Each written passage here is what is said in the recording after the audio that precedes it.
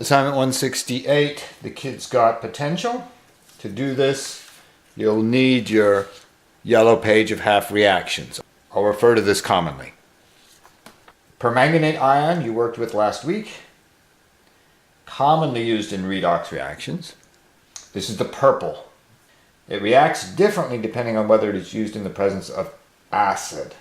So I'm hoping you recognize H plus ions are synonymous with acid. And acid is an H plus donor. The first question should be easy. It says using your yellow page, just copy the half reaction. It does say here reduced.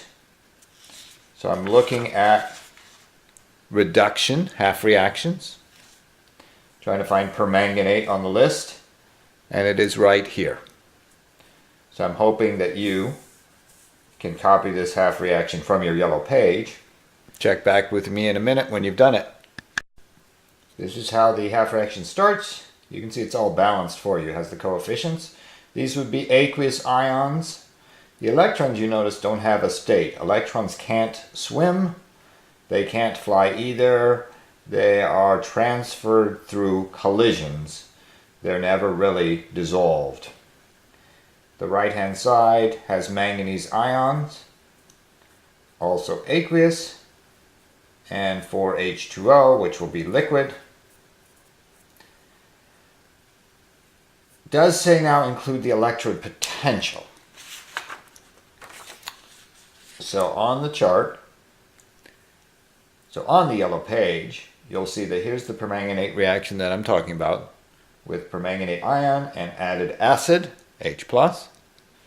It has a potential of positive 1.50 volts. We'll find that that number is very important. Since it is important, it gets written on the page. Include the electrode potential.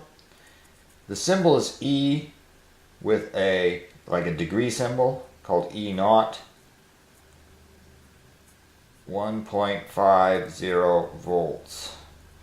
Naught is another word for zero.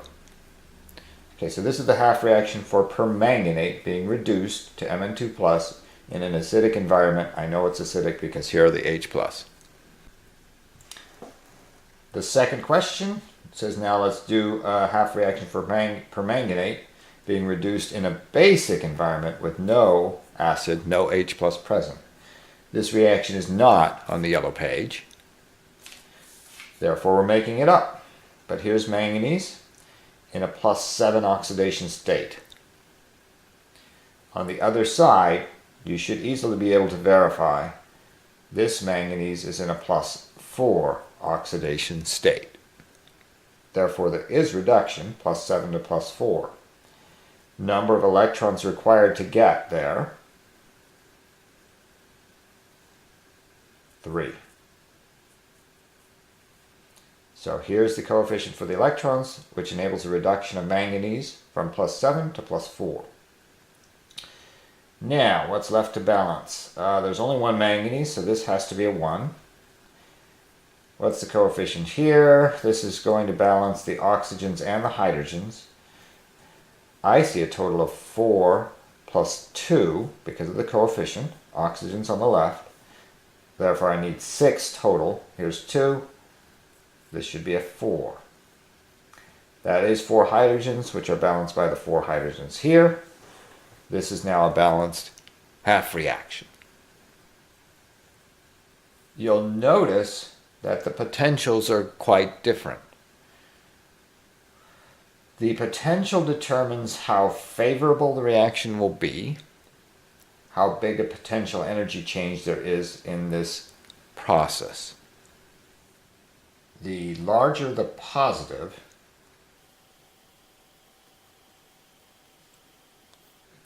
the more favorable reaction. What that means in reality is that permanganate with acid added will be able to do reactions that permanganate without acid will be unable to accomplish. We'll see that as we go through the next questions on the page. Chloride ion, it says, is a goat, meaning it can provide electrons. Mixed with permanganate ions is a wolf. We've seen it here. Permanganate ion takes electrons. If mixed in a basic environment, no reaction will occur. So here's a perfect example of what I was suggesting earlier. Let's get the half reaction for chloride ion. It comes from the yellow page. It's right here on the yellow page. It's an oxidation. It has a potential which is largely negative. Okay, so I'm just copying 2Cl minus, turned into Cl2 gas, plus 2 electrons. That's an oxidation. Potential, I'll write it as E naught, negative 1.36 volts. Now I'll imagine combining this half reaction, which is oxidation, with the half reaction above it, which is reduction. The important thing I want to look at, you know how to balance the equation by lining up the electrons. But the important thing in this example is to look at the potentials. And I hope you see here that here's a large negative potential. Here's a positive potential, but not that large. The rule is that for the reaction to occur, the overall potential of the two half reactions added together must be positive, must be greater than 0. So I'm hoping you see in this case, the sum of these two will be a negative number. That means no reaction. I'm not going to write the entire half reaction, but I will write enough of it so we know what we're talking about. MnO4 plus 2H2O plus 3 electrons, la la la la. That potential is only plus write the 0, plus 0.59 volts. And here I can write the key sentence. The sum of the potentials is negative.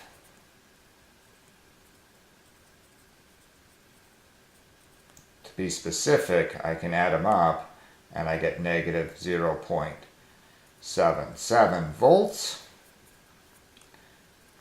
Negative potential means no reaction will occur.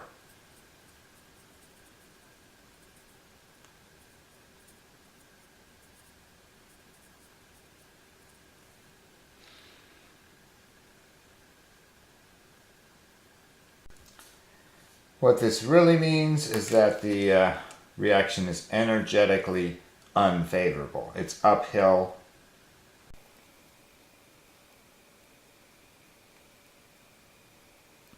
It's uphill. It's an increase in potential energy. That's unnatural. Reactions that increase potential energy don't occur naturally. That's why if you put chloride ion with permanganate and leave out the acid, nothing happens. Question 3 now says if acid is added, a reaction does occur. Write the balanced equation for the reaction. Explain why the addition of acid enables permanganate to oxidize chloride ion. Combine two half reactions here. Alright, the reason the reaction does occur must be because the potential is positive. Let's write the two half reactions again. 2Cl minus, aqueous, turns into Cl2, gas, plus 2 electrons, E naught is negative 1.36 volts. Try to line up the arrows here. I'm now taking the half reaction from the top of the page here, or if you like, directly from the yellow page here. There it is. And the reason it's going to work is because the potential of that half reaction is positive 1.50 volts. Here we go, trying to copy faithfully. It's easy to lose an ion when you do this, so try to be faithful, careful, a good accountant. Alright, those are the three reactants there, turning into Mn2+, AQ, just one of those, 4H2O, liquid, E naught plus 1.50 volts, and I'll write my line here and try to combine the two half reactions so that the electrons balance. This is the skill you learned in class on Monday. Make this 5 and these 2 be the same number. That requires some multipliers. Try to balance this equation. Check back with me when you have balanced it.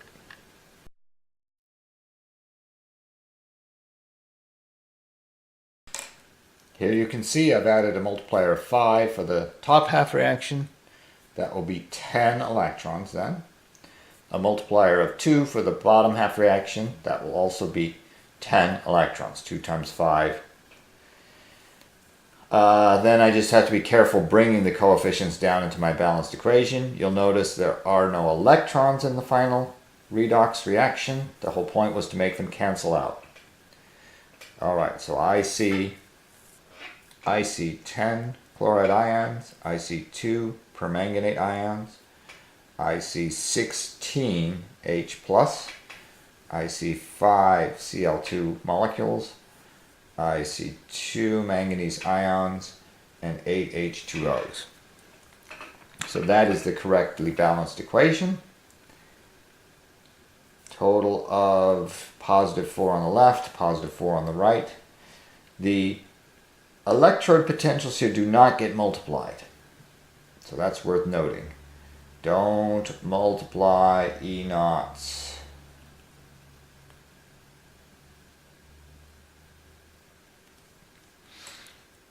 So that means I just add them as written.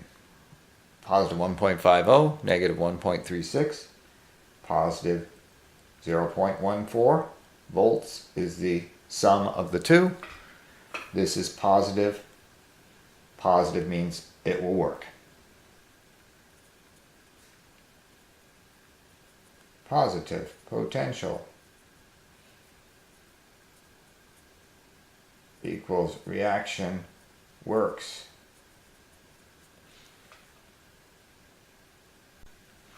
Question number 4 says what would be observable? For most of you, you haven't thought about what does this reaction mean. Chloride ion starts aqueous, but Cl2, as it says on the yellow page, is a gas. That's an observable change. Cl2 gas bubbles would be formed.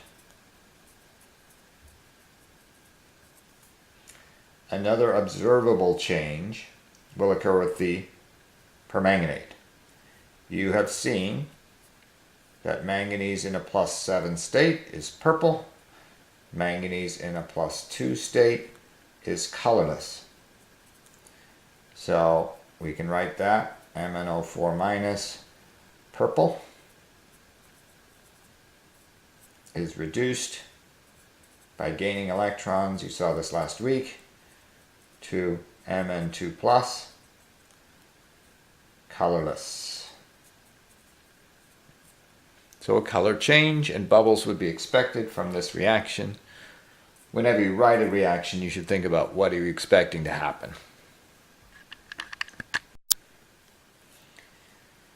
All right, number 5 goes back to oxidation numbers. This is from last week as well. So I'll go ahead and write in the negatives, the formal negatives in the picture to emphasize that this is a sulfate ion. It's a -2 ion, SO4-2. Might as well write it. You've seen this many times. What are the oxidation numbers? -2 for each oxygen, leaving the sulfur to be +6. You might think +8, but that would make the sum be 0. Want the sum to be equal to the charge of the ion, so the sum should be -2. So this sulfur is in a +6 oxidation state. It's not charged. It's an oxidation number. It's an oxidation state. Question 6. You should try this before I show you. Use some skills similar to what we did up here, right? Similar to what we did up here in question 1b.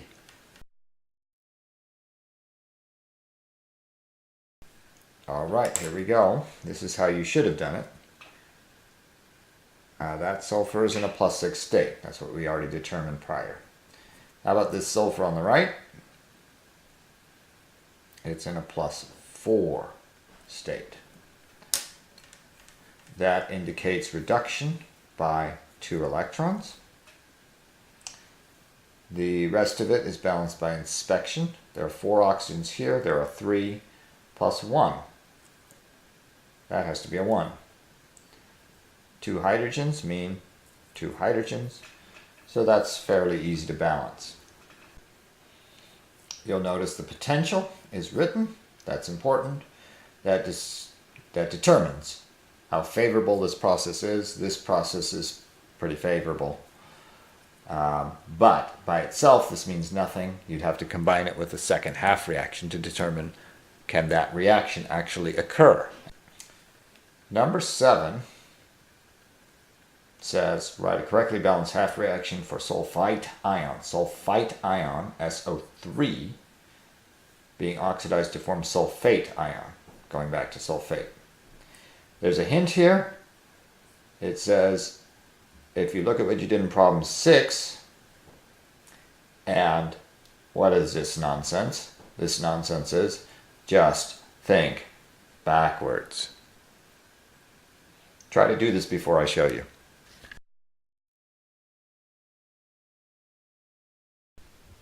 What this means is here's sulfite ion, and here's sulfate ion. So if you just write it in the other direction, you have the answer to the question.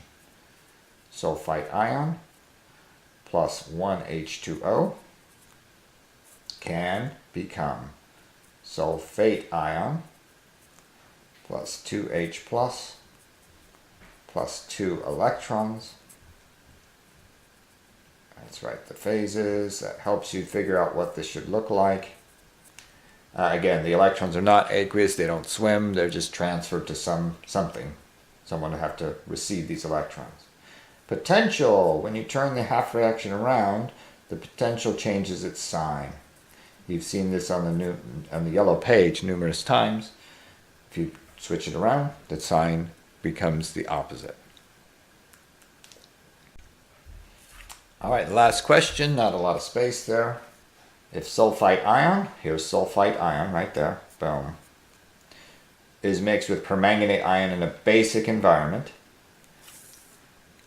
that's this half reaction up here, would a reaction occur? So here I've cut it out and put it down here. Here I've cut out the permanganate half reaction to make it easy to line them up and see, would these react? Here's an oxidation.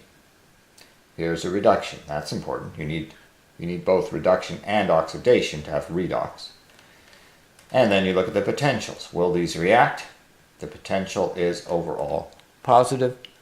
So the answer is yes. A reaction will occur when you react permanganate and sulfite ion without any acid. The potential is high enough to be positive. If the permanganate were acidified, then the reaction is also positive. So in this case, sulfite ion can react with permanganate in an acidic environment or in a non-acidic environment. There will be a reaction in either case. Products will be different though. In the basic environment, we expect to see MnO2. In the acidic environment, we expect to see Mn2+. Those are different products. Also have some different products here. So what you write on the paper is this, SO3 2-, that's sulfite. Let's write the word. Can react with permanganate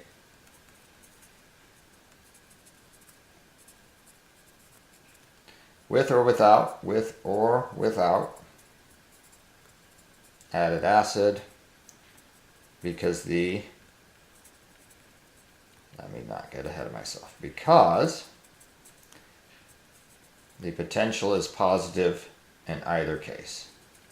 The potential is positive in either case.